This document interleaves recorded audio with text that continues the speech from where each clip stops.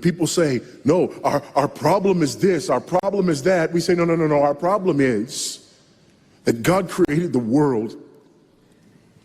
And God created man, and he put man in the garden to keep the garden. And he gave the man a command.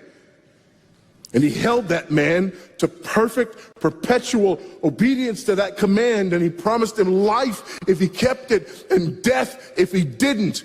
And he didn't keep it. He ate. And because he ate, because of that one man, sin entered the world, and death through sin. And everyone born from that man through ordinary generation inherited that man's sin nature.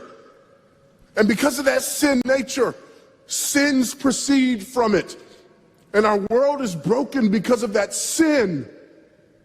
And we stand guilty before a holy and righteous God. And we know that he's holy, and we know that he's righteous, and we crave justice. But the problem is that if God gives us justice, we all die.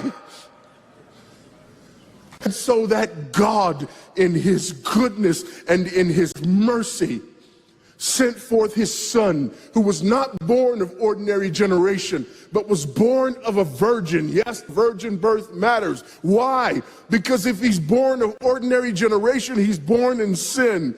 But because he's not born of ordinary generation, he's not born in sin.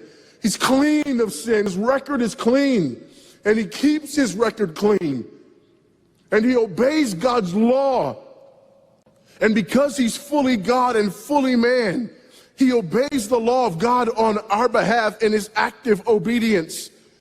And then in his passive obedience, God made him who knew no sin to be sin for us.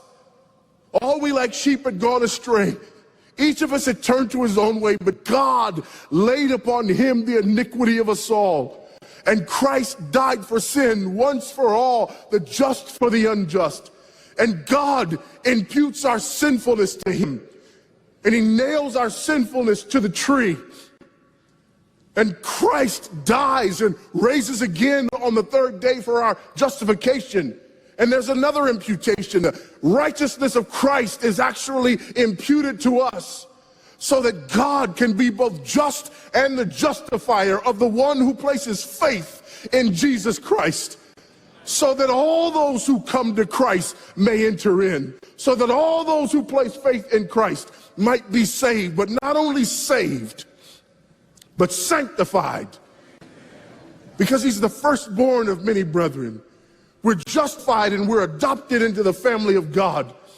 And we're sanctified, and as his children we begin to bear the family resemblance. And we're further sanctified throughout this life by the very same gospel that saves us. Until one day when it's all said and done, we're not just saved from the penalty of sin. We're not just saved from the power of sin, but one day we're glorified and saved from the very presence of sin.